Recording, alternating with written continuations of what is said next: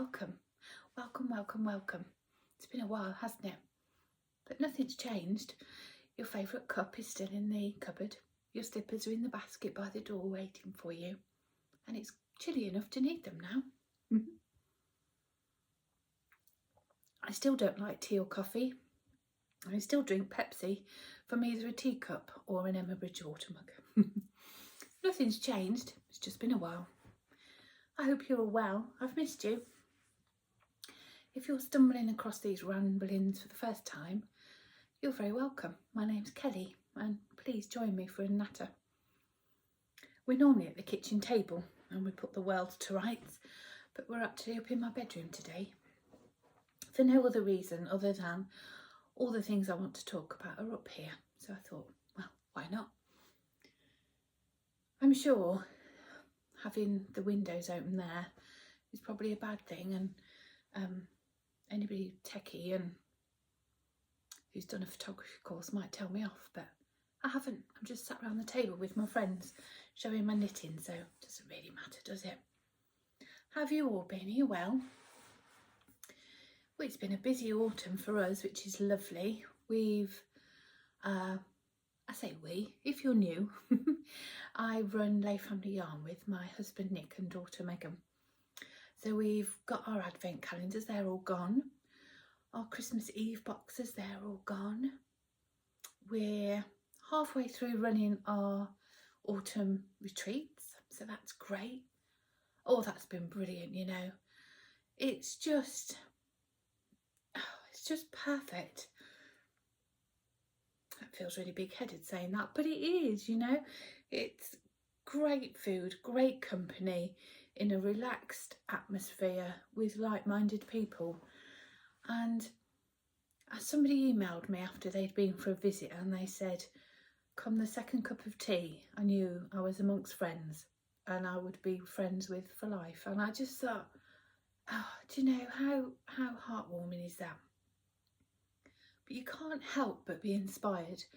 I don't need to tell you that. You know, when you're with your knit group or when you're at a yarn event or a festival or even your quilting guild, you know, anywhere that you're with people that appreciate your craft and share the same passion for what you do, you can't help be inspired, can you? And you know, you rub the sleeves of each other's jumpers and you oohing and ahhing over yarn, and then you're squishing somebody's shawl and asking what the pattern is.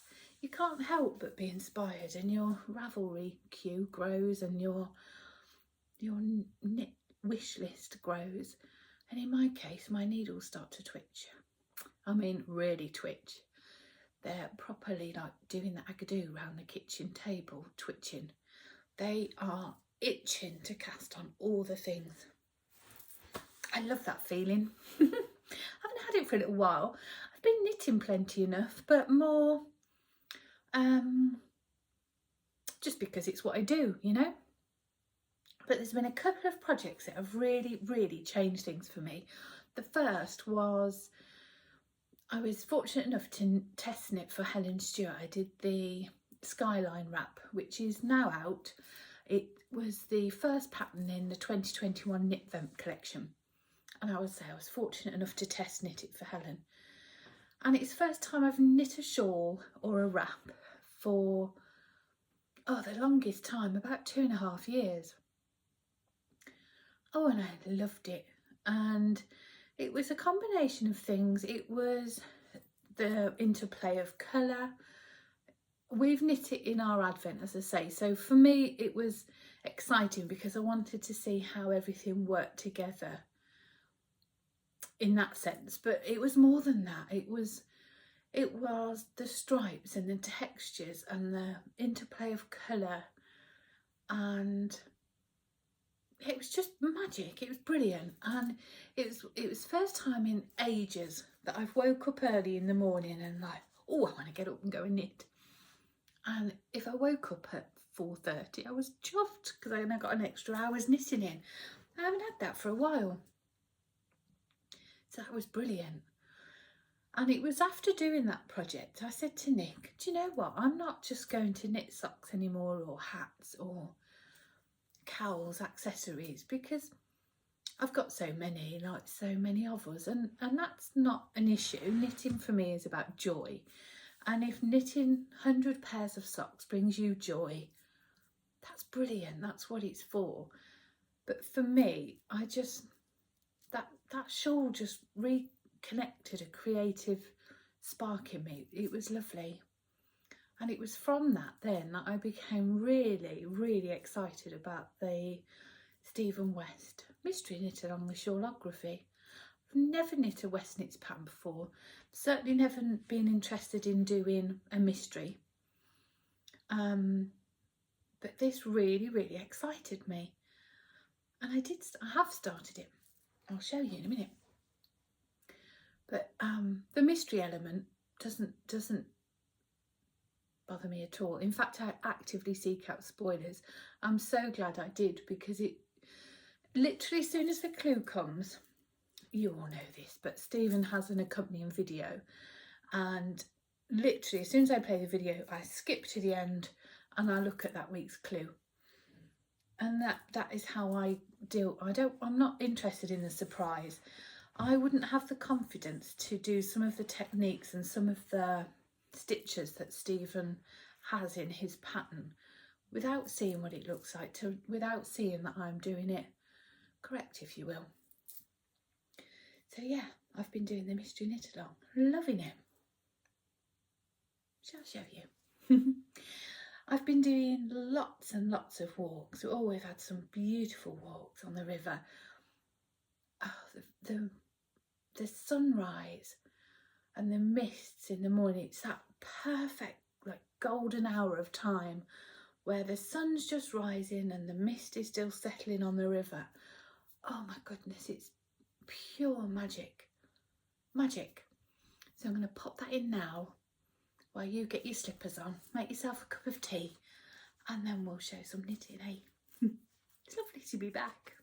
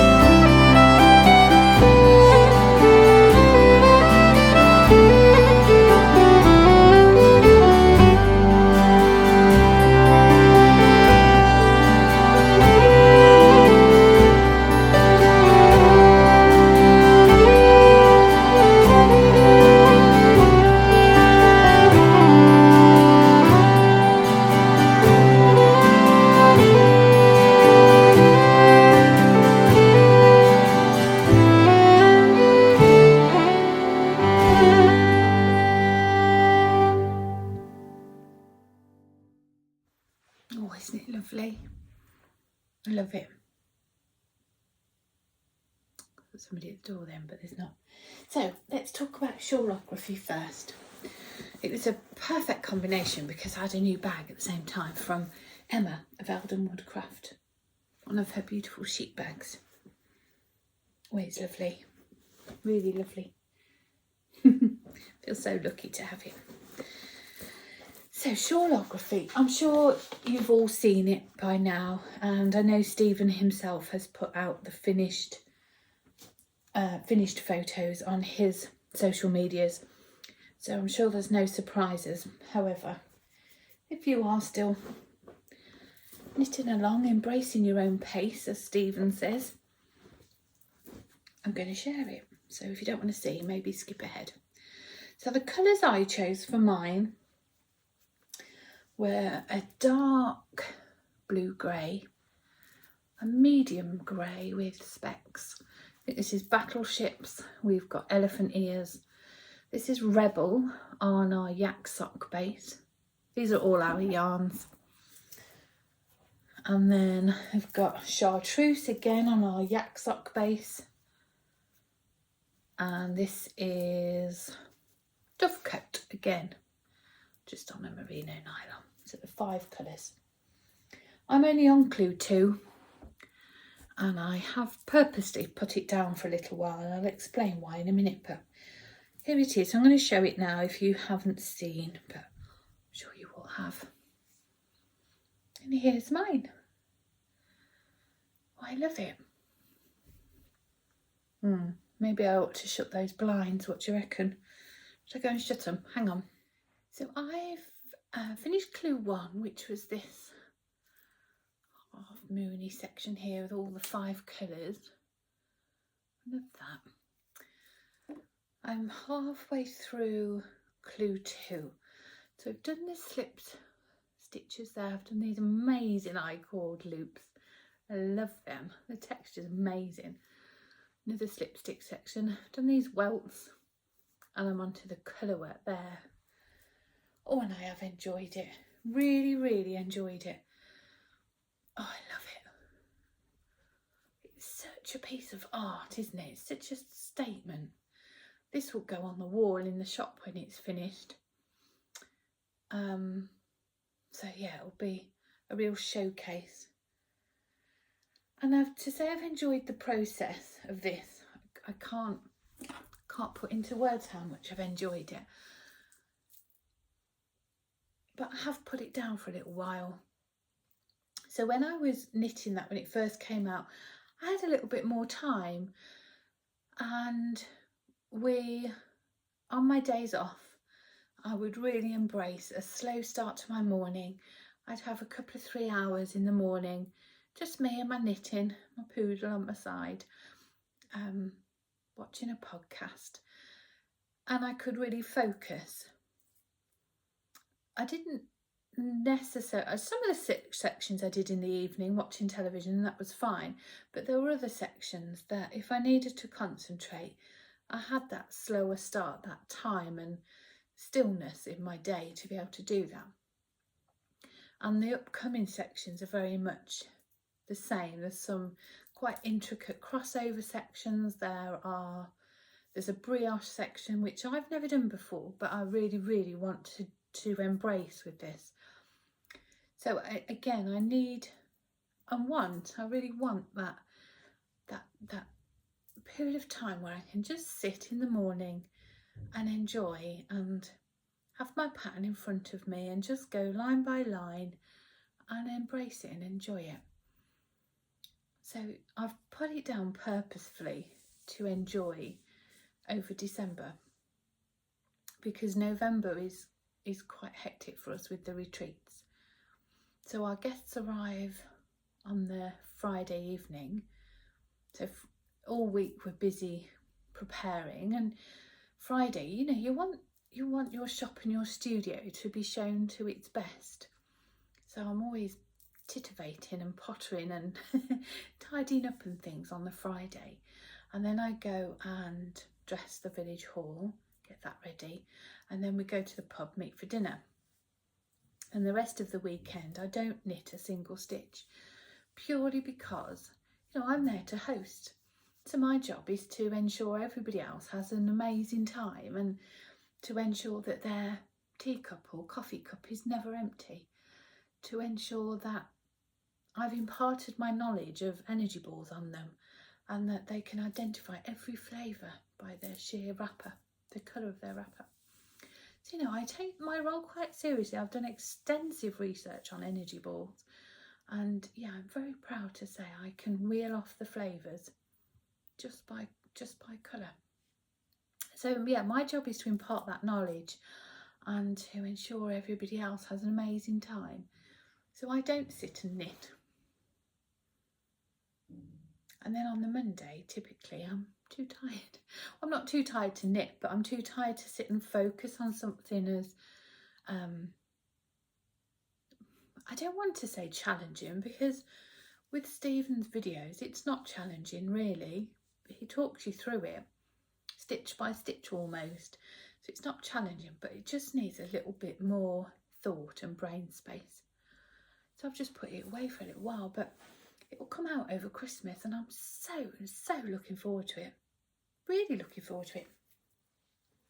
In the meantime, I've been knitting on, just put these back.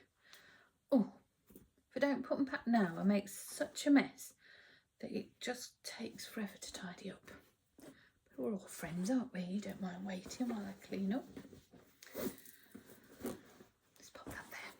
So yeah, in the meantime, I've been knitting on my Whitmore sweater. Do you remember when I stole it from Megan? And she'd finished, Megan, my daughter, had completed the yoke. And then unlike me, she finds going round and round and round, oh, so boring. So boring that she just can't do it. Whereas I'm the opposite. I really enjoy the rhythmic, meditative feeling of the yarn and the needles in my hand, just going into that gentle rhythm. I find that magic. Nick's the same as Megan. He knits every day.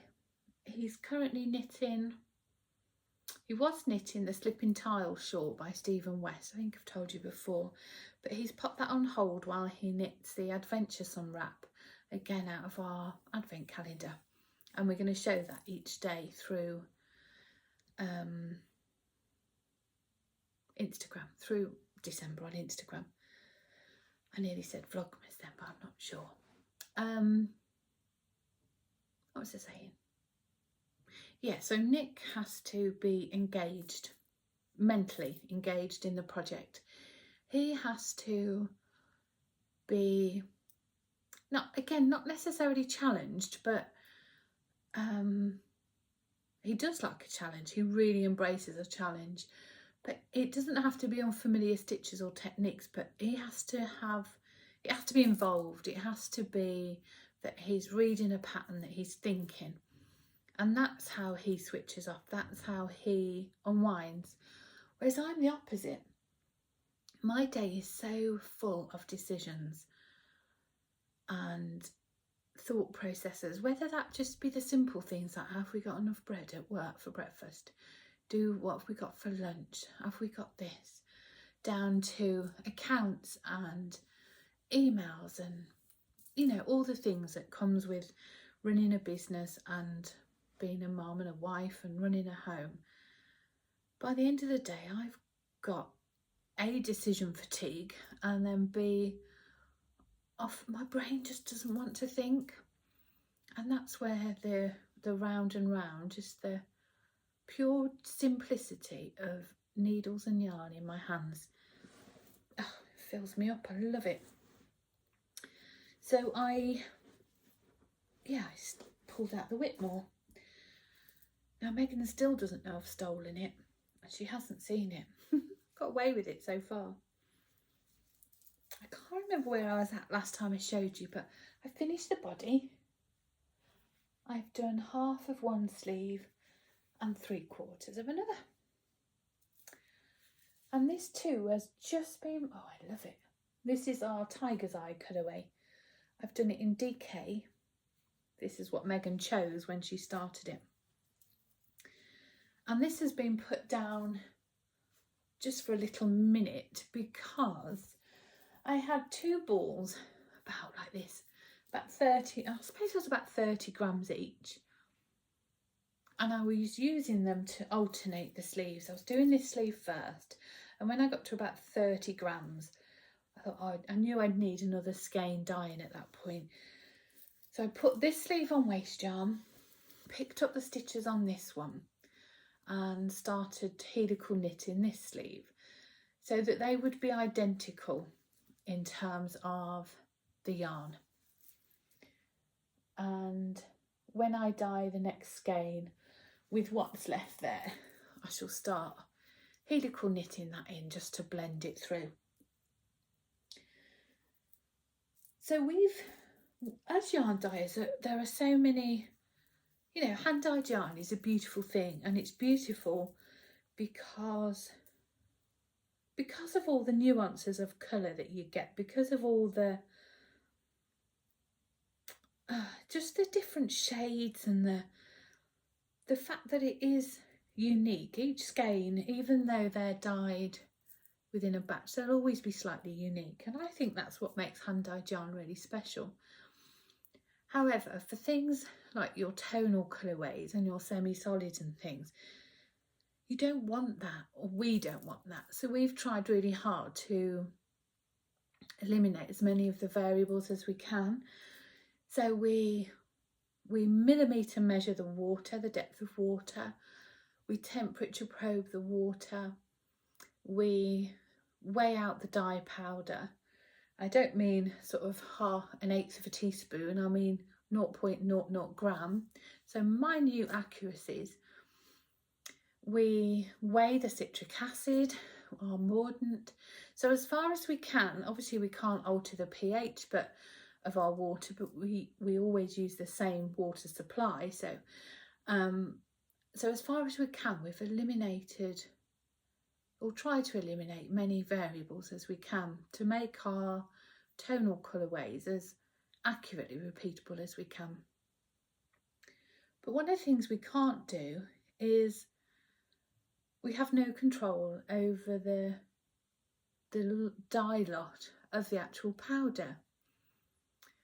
And some of you may not know that, but the dye powders that we as dyers use, they all have a colour lot, the same as a commercial yarn does. And some of the pots we buy are sort of the size of tins of paint. You know, they're vast, they're big. And when that runs out, we order a new one. It potentially is from a different batch. And the dye powders are typically made up of 3 or 4 different colour particles. And that's what's happened with this one. So we dyed this to the exact same formula. I say the same water, temperature, and you can see the difference in colour there. This one has come out, in real life, this big one here is much more green than is, yeah, that's fairly true. But you can see the difference there, it's quite significant.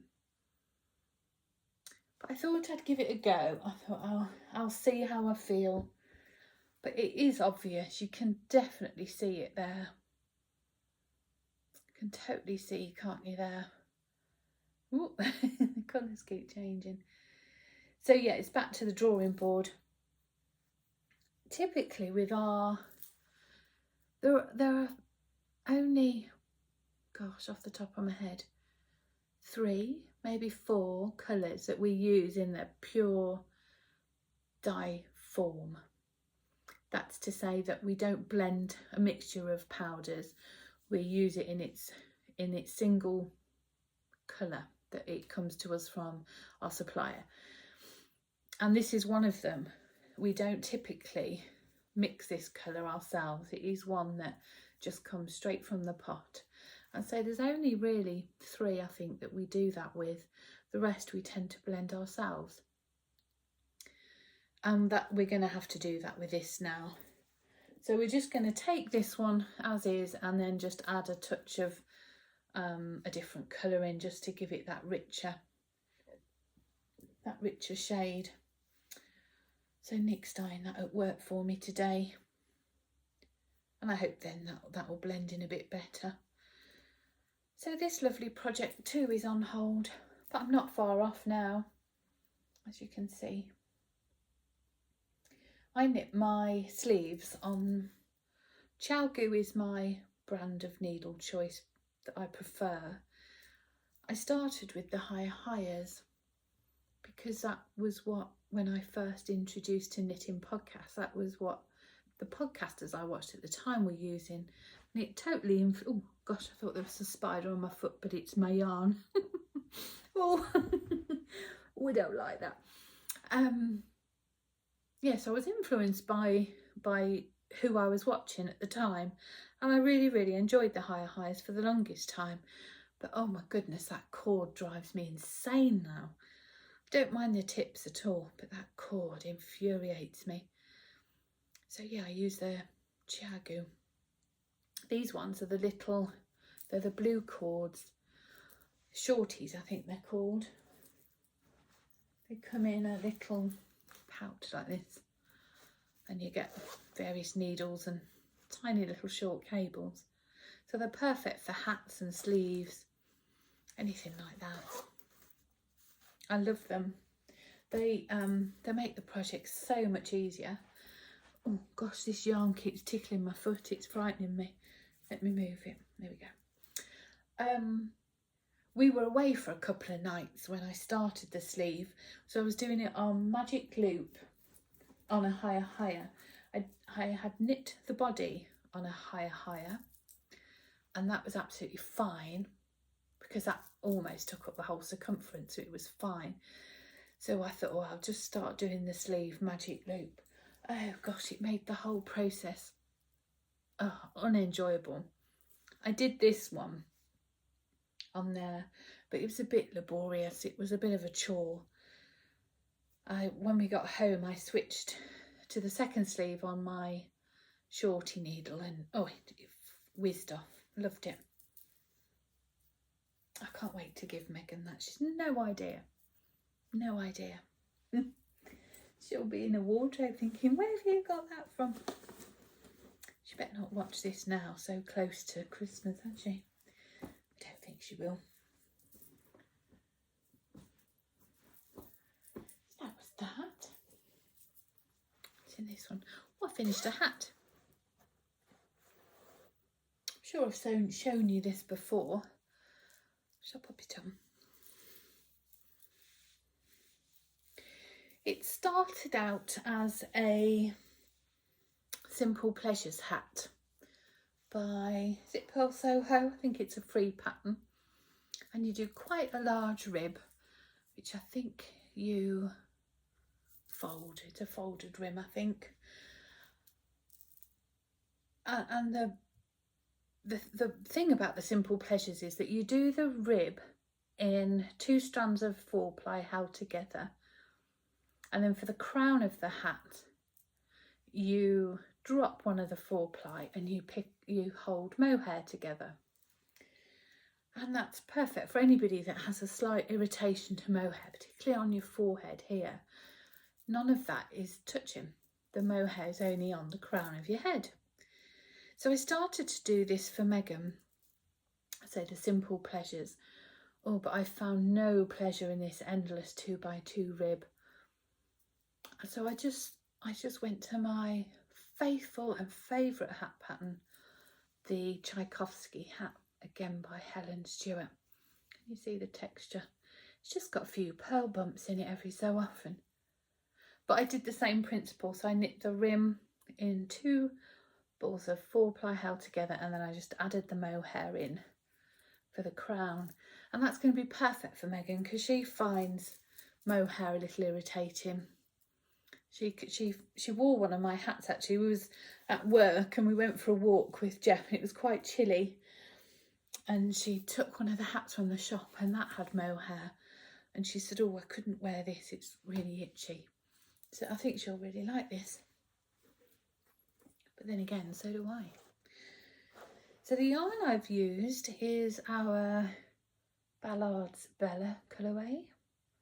It's like a blue-grey base with just some terracotta and a matching mohair. I think I've got enough there for another hat, you know. Yeah, there's plenty there for another hat the same. So I will at some point do the same hat, the exact same hat. I'm not saying I'll do it for a Christmas gift or for whatever. I'm not really putting that pressure on myself at the minute. I'm just enjoying my knitting. When it's done, it's done. But yeah, I will use the rest of that yarn up to make another hat. I'll probably pop a pom-pom on for Megan. She likes a pom-pom, she's like a mum. Otherwise, that's finished. I'll pop that in her advent calendar one of the days.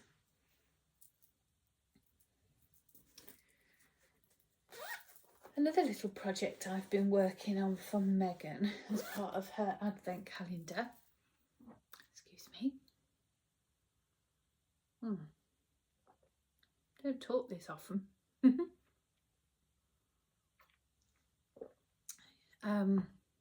Yeah, Meg and I are making each other an advent calendar this year. I'm sure I've told you before. I love advent. Oh, I love it. Love it, love it, love it. And my birthday's in December, so often I get treated to an advent, a special one from Nick or Megan. And last year, we always have too many, but I hold absolutely no guilt in that. I make no apologies for that. I just love it. And last year, Meg and I, we had a marshmallow one, a popcorn one, various yarny ones, some smellies. I think it was Body Shop I got Megan last year. And they were all nice, but they were okay. Many of the marshmallows we didn't enjoy. The popcorn we did, to be fair, we enjoyed that. And the smellies, Megan was the same. So some of them, they were heavily repeated. And we just decided last year, over the period of Advent, that we would make each other an Advent this year. And we would personalise it so that we would get what we wanted. And then as these things have gone on over the year, it's become very much the Advent gift, if you will, has become part. It's a Christmas present now. So we've gone a bit OTT really, and we've ended up making things for it, buying little gifts as well as just a chocolate or so. But you know, it's so lovely, and we've both really enjoyed doing it and embraced doing it. And one of the little things I wanted to make for Megan for Christmas Eve was a pair of socks. And the sock I wanted to make for her, I wanted to personalise it if I could. Now this is in no shape, way or form classed as a design, but I did want to personalise a vanilla sock recipe. So we have an ornament that plays the poem "'Twas the Night Before Christmas, when all the house was sleeping, not a creature was stirring, not even a mouse." And this ornament is it's a house shaped, and when you press it, it reads the whole poem. And when Megha was very little, she used to press the button, and then the poem would speak to her as she went to bed, walked the stairs and went to bed. And it just holds such a lovely memory, and we still do it now on Christmas Eve. I mean, she's 21 next, and still say, "Press your little house," and you know, like you do. So I wanted to make her some little mouse socks to represent all the, not a creature was stirring, not even a mouse. So I've just done a plain grey sock. This is again our Dovecote colourway. Put a Latvian braid on, and that represents the little mouse's tail when he's curled up and it wraps round his neck.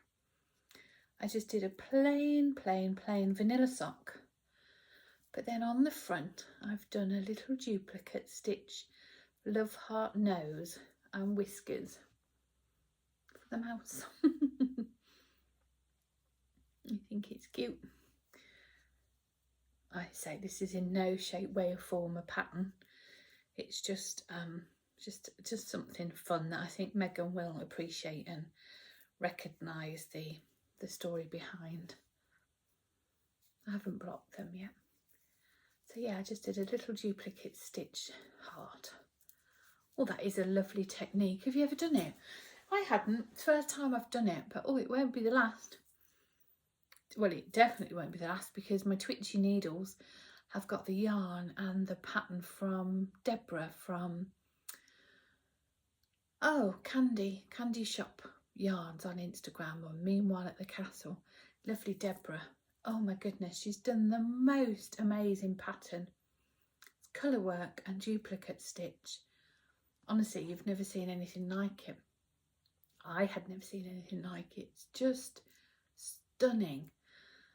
And yeah, I'm fortunate enough that a group of us have all clubbed together to pay one lot of postage to get the yarn over from the US.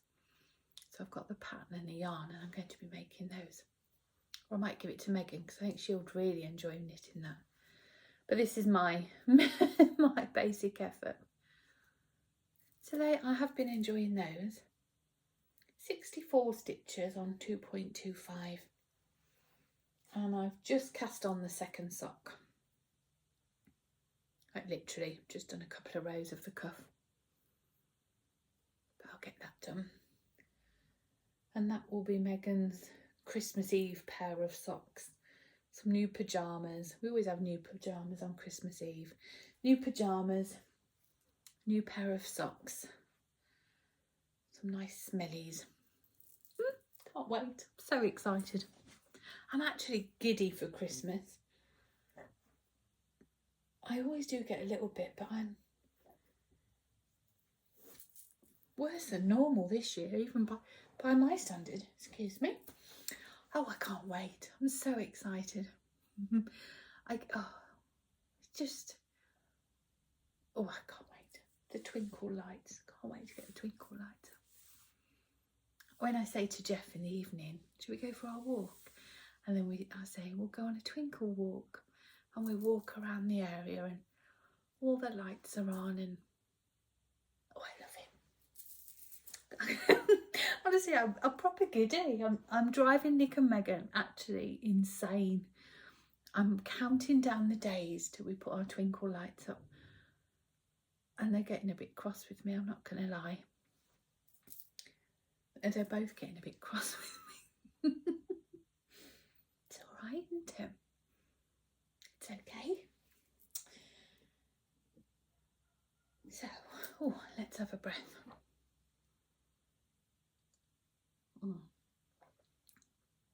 I've got two more things to show you. Well, one to show you and one to talk about with you. So we've launched our 2022 yarn club, our Squiddle Village yarn club. Hello, darling. You okay? Want to say hello? Oh, he's just laid on his back with his tummy up in the air for a scratch. Oh, you are a lovely boy. He likes it when I sit up here because he gets to lie on the big bed. You are a lovely boy, aren't you? Yeah, we've launched our 2022 yarn club, Squiddle Village. And, oh, it's lovely. Earlier this year, I had this idea that I wanted to do a collection of minis based on this fictitious quintessential English village of stone cottages and thatched roofs and a maypole on the village green with a duck pond and a greengrocer's and a pub where all the gossip happens and everybody knows everybody's name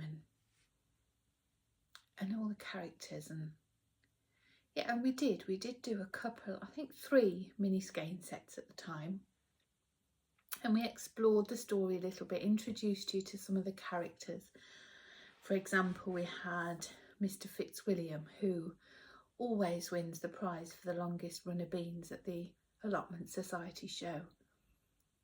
But there was a scandal in the village last year because when Mr. Fitzwilliam went to the allotment, his prize-winning sweet peas were all upturned and there was all talks of sabotage.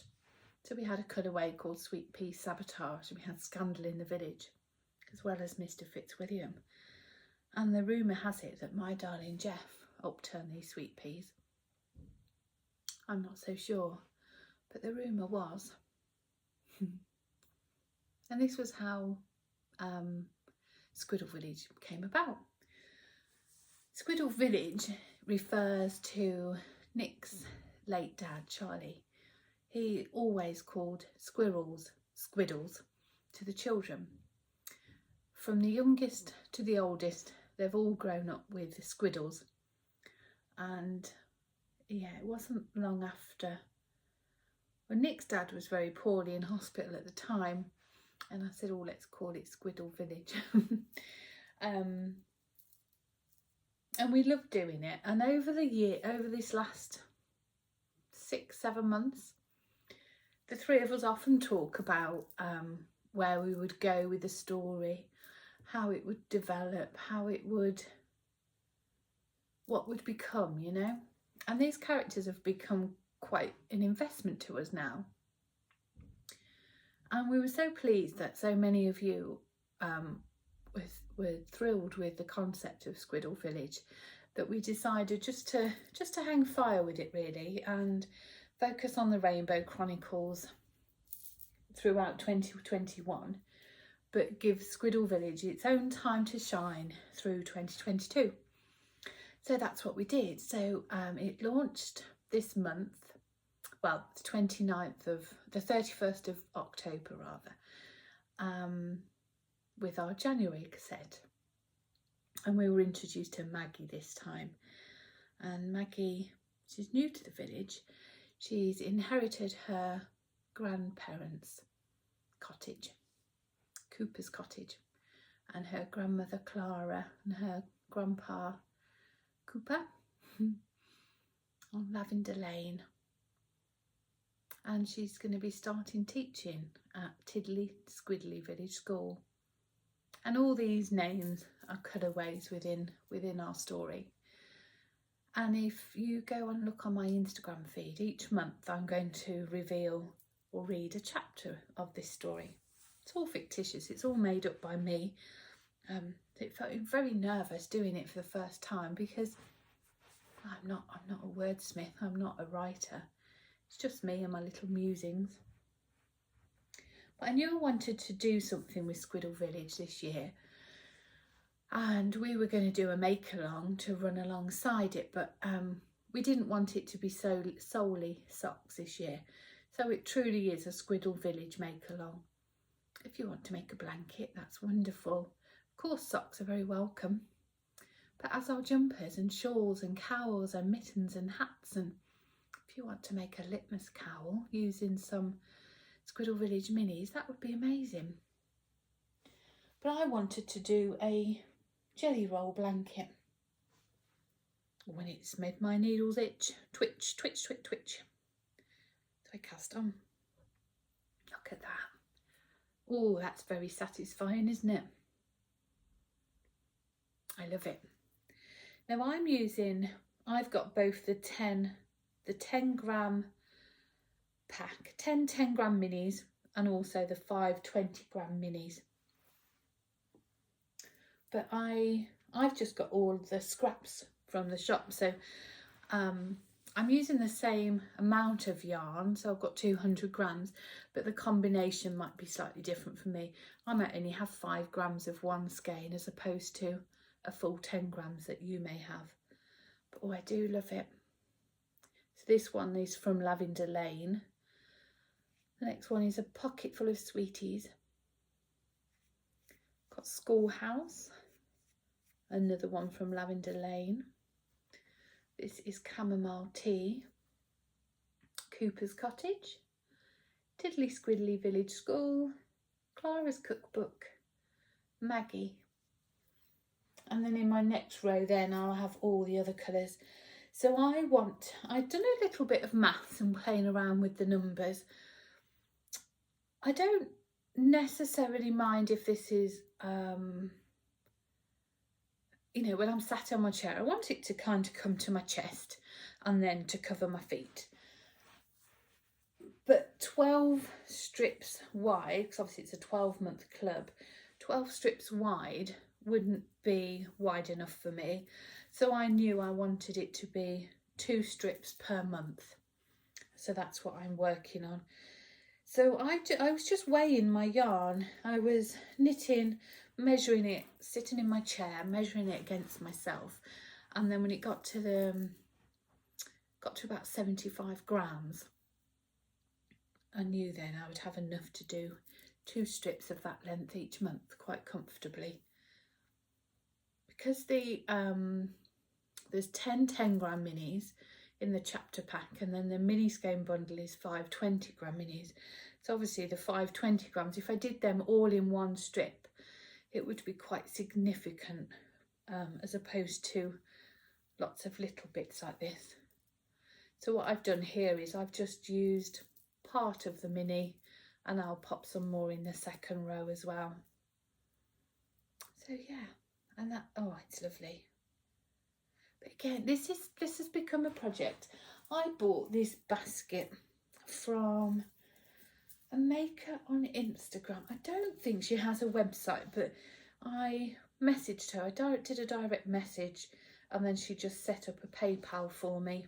So I don't think she has a shop, but her name is Kate Keller.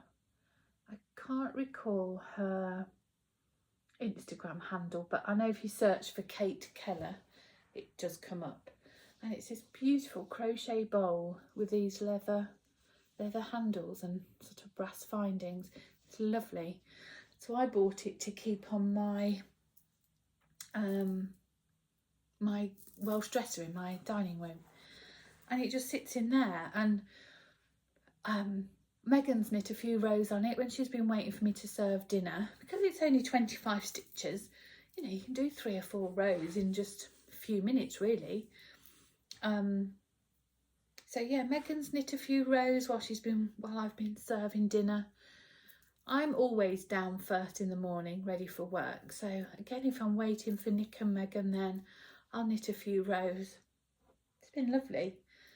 But I have this week been knitting it in the evening because just waiting for the yarn to be dyed for my Whitmore. I'm really, really enjoying it. And I love seeing it all rolled up. It's lovely. So I'm going to join my second column tonight, and that should start to give it some oomph then. I was talking to a couple of people. My friend Paula, Stitched by Mrs D, both on here, YouTube, and on Instagram. She test knit it for Kay. Oh, sorry. The Jelly Roll blanket pattern is by Kay Jones of the Bakery Bears. And I know it's on Ravelry and also Love Crafts. It's not an expensive pattern. I think it's under £5. It's lovely. And Kay always has phenomenal tutorials in her patterns to show you how to get the neatest join and how to just to get the most professional looking finished thing that you're able.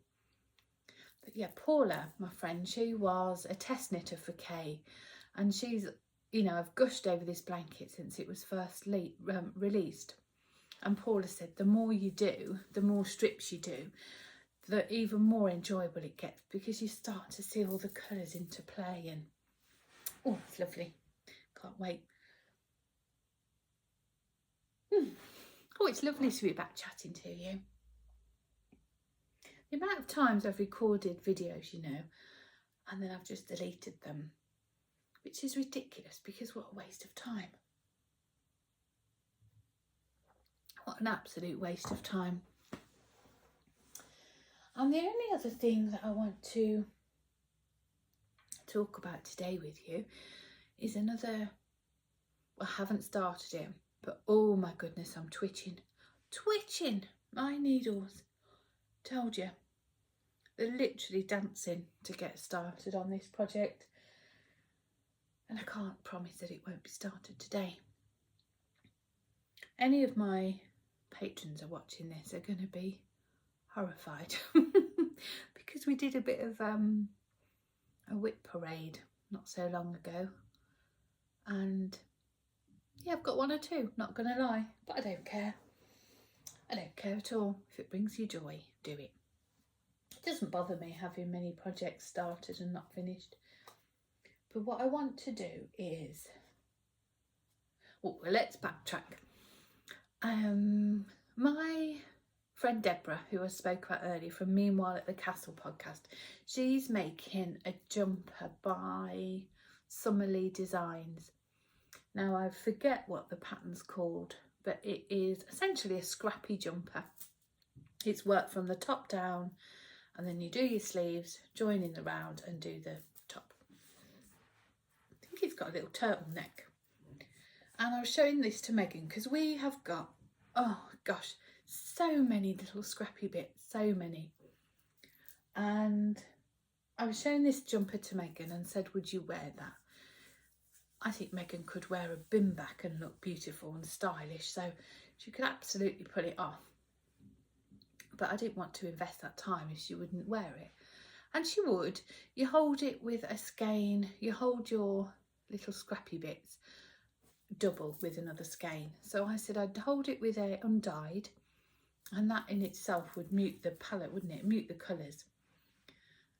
And within the pattern, Summery gives you instruction. I've bought the pattern. She gives you instruction how to, if you've got, say, a more muted colour palette, but you want to add in some little colour pops, she shows you. Here, I brought some to show you. Ooh. So let's say you've got these beauties as your little scraps, but you want to add in something really zingy like this. She gives you instruction how to maybe only knit like 10 stitches with this, and then do a few more of these, and then add in another few of the colour pop. So you don't get this block of colour, this even a stripe or a section, you just get little blips. But that, by sheer coincidence, is how I happened to knit my magpie hat. Now, do you remember when I had an absolute obsession about knitting these magpie hats? This is a free pattern by Debbie Ford. If you don't know it, oh, I really, really recommend it. I knit about 6 in as many weeks. I was truly obsessed. This was a game changer for me. I'd never knit anything using this technique. Honestly, it was just magic. And that is just by chance how I knit this hat. So the main body of the hat is Morning Mist 4-ply held together with Morning Mist mohair. And then when I got to the scrappy band, I dropped the Morning Mist 4-ply and picked up some of my beautiful bits. But I didn't always do a full row. You can see there I maybe did 2 or 3 rows, but there are other sections where I did half a row or 2 rows. And it just gave it this really muted, more subtle effect. And I loved it. Do love it. And Meg and I were at work talking. We were winding mini skeins and chatting away about the jumper by Summery Designs. And I just happened to see this hat on the shelf at work. This is one of our samples. And I said to Megan, oh my goodness, we could do a magpie jumper where we only do the yoke in the little bits as opposed to the whole jumper, which would be way more subtle, wouldn't it? Oh my goodness, I haven't been able to sleep since with excitement. And by sheer coincidence, Debbie, designer of said hat, was at our last retreat. And we were sat chatting about my obsession over her hat and mitten patterns. And we were both talking about doing a jumper using this same technique. And I think Debbie's going to do it with the minis that she dyed at the retreat, which is just so special. Now, if it was a jumper for me, I would literally do it like this. So I'd do maybe a no frills or the one sweater by the Fibre Company, Comfy Cozy Raglan by Jessie May Designs. You know, a basic top-down raglan construction, and I would do a 4-ply and a mohair held together. When I got to the yoke, I would drop them 4-ply of the main colour, and I would just pick up my beautiful bits. I've shown you this box before. Oh, look. I mean, how can you not be inspired? I love it. It was this box, I'm sure I've told you this before, but it was this box that created the Rainbow Chronicle in some ways. So yeah, I've got this box of beautiful bits. Some are sparkly, some aren't. And as I say, if it was my jumper, I would hold the mohair throughout the whole thing. But as I just said a little minute ago, Megan finds mohair a little bit irritating. Of course, I could use my favourite floof, my Syria alpaca silk, but again, the fluff of the fibres, she just finds them a bit, you know, always in a mouth or on a lip gloss.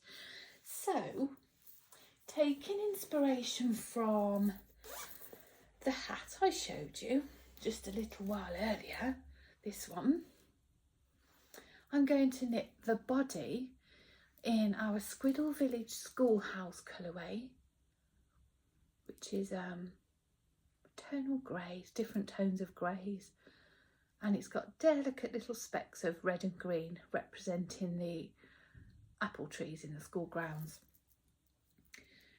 I'm going to knit the body in that DK, but then when it comes to the yoke, I'm then going to pick up the Morning Mist mohair and all my beautiful bits. Ta-da! I wonder if YouTube will pick this. So yeah, that's what I'm going to do. And then I'm just going to get Megan to pick colours that she enjoys. It won't be these, it will be more blues and greys. I'm sure she'll put some little pinky bits in, but it will be more these shades for Megan. And then just have the yoke of the jumper in the magpie effect, but the main body and the sleeves will be in a DK. Oh, I can't wait. So excited. Oh, I love that feeling as a crafter when every stitch just it's lovely. It's really lovely. Anyway, that's it. I'm back. Thank you. Thank you so much for your company. Thank you for joining me while we have a chat and a natter. I'm sure I'll see you very, very soon. I've missed you. Really. Oh, that's my doorbell. That's a good time to say goodbye. Take care, friends. See you very soon.